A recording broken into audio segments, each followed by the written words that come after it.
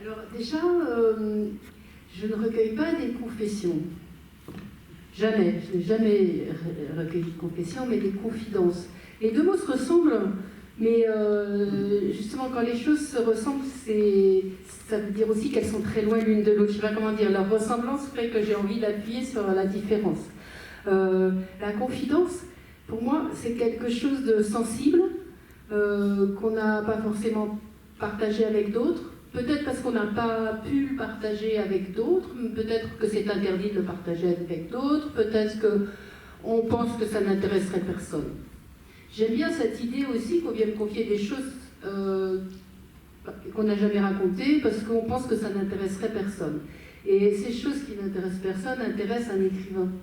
Parce que ce qui m'intéresse dans ce projet, c'est que je mets des petites annonces, ou alors je parle de mon projet à la radio, enfin, ou à des journalistes, qui fait que ça fait le buzz, il y a des bouche à oreille.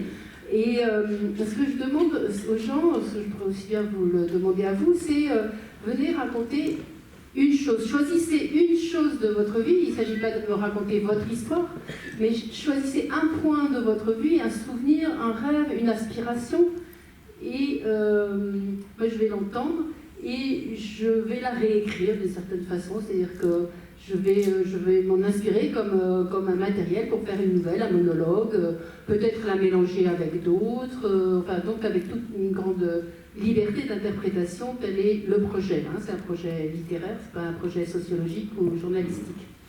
Donc parfois on me racontait des choses qui étaient totalement inattendues. Enfin, la petite fille qui chasse les mouches, c'est pas quelque chose, j'aurais pas pensé qu'on allait me raconter ça.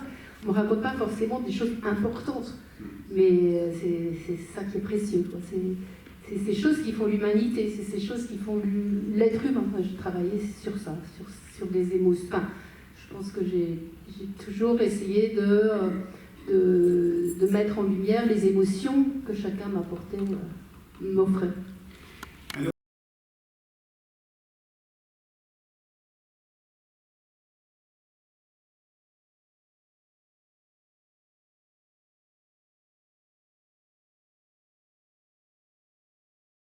Je conduis un taxi culturel. C'est marqué sur le flanc du véhicule en lettres noires sur fond jaune.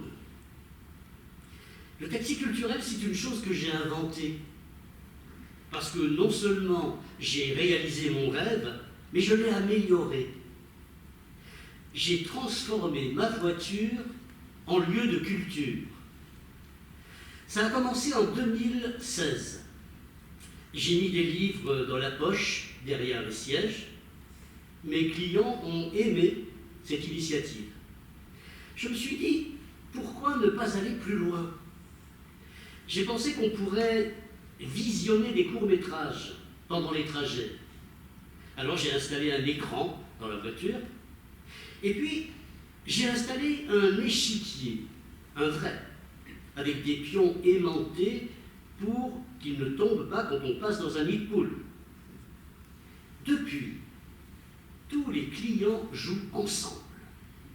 Enfin, ensemble. Et séparés, chacun son tour.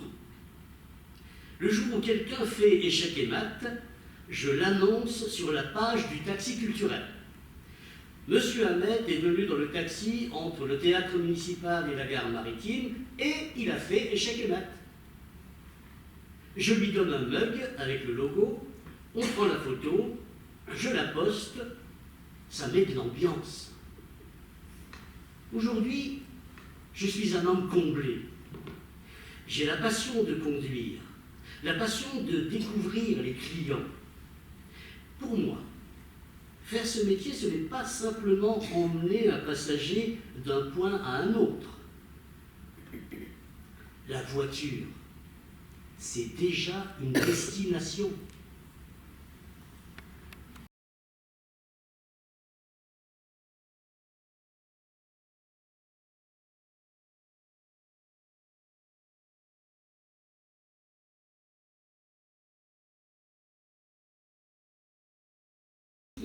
Pour moi en tout cas, qui a été emporté par le travail sur les mots, qui est emporté par le travail. Il y a un lâcher-prise. Oui, c'est ça, voilà. C'est le travail, peut-être. Enfin, tout le monde peut dire ça, peut-être, quand on est en train de travailler. Il y a des moments où on n'est plus là, et c'est peut-être à ce moment-là où on est le plus soi-même et on est le plus dans les choses. Mais voilà. Et je disais ça aussi parce que bon, j'ai pas eu cette vie tout à fait, parce que j'ai fait beaucoup de choses en même temps, mais au tout début, je faisais en effet du théâtre de rue et j'ai chanté dans la rue, des choses comme ça, des performances, des trucs comme ça pendant quelques années. Et en fait, je me suis rendu compte que c'était quelque chose qu'il fallait pas que je continue à faire parce que en fait, j'aimais pas du tout. J'aimais beaucoup le travail du théâtre, j'aimais beaucoup ce qu'on pouvait transmettre aux gens, et particulièrement transmettre de façon très directe dans la rue à des gens qui ne sont pas là pour vous, pour ressentir, enfin, voilà, la surprise de la rue, la générosité de la rue. Mais moi-même, je détestais qu'on me regarde. Donc vous aviez le sentiment de vous mettre en danger dans le regard de l'autre. Gravement. Et d'ailleurs, je me suis mis gravement en danger parce que j'étais après aux États-Unis dans une troupe de théâtre de rue, et quand je suis revenue en France, voilà, j'ai plus pu continuer. J'ai eu une énorme chute, quoi, à ce moment-là où j'ai compris que oui, c'était pas pour moi de me mettre devant les autres directement. Et donc disparaître, oui, pour moi, ça a un grand sens, quoi, de disparaître.